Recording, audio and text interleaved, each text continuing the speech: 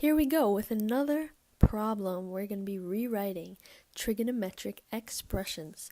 What's new? Anyway, so let's look at here. Show that tangent x minus cotangent x divided by sine x times cosine x can be rewritten as tangent squared x minus cotangent squared x.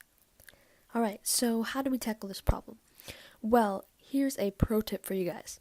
If on the top of a fraction you have something being added or subtracted, and the bottom is a multiplied term, try to separate those terms so it's a little bit easier for you to break down each term.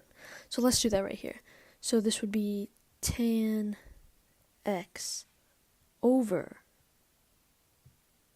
sine x cosine x minus cotangent x over same thing. So I'm just gonna, okay.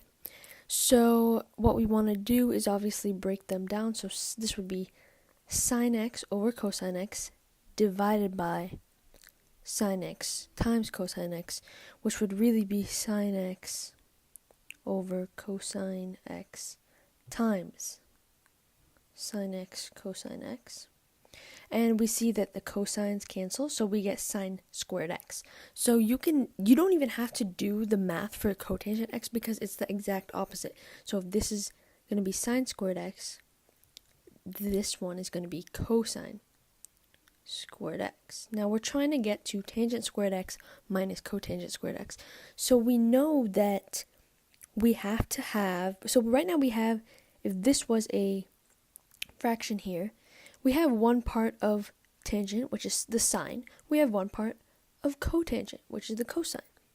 So how can I manipulate sine squared x minus cosine squared x to end up at tangent squared x minus cotangent squared x? Well, let us take this and multiply it. So cosine squared x, what do I need to multiply it by to get cotangent squared x? Oh, 1 over sine squared x, right? Same thing on this side. What do I need to multiply by sine squared x to get to sine squared x over cosine squared x? Oh, 1 over cosine squared x. So that will give you sine squared x over cosine squared x, which is tangent minus cosine squared x over sine squared x. And that gives you tangent squared x minus cotangent squared x.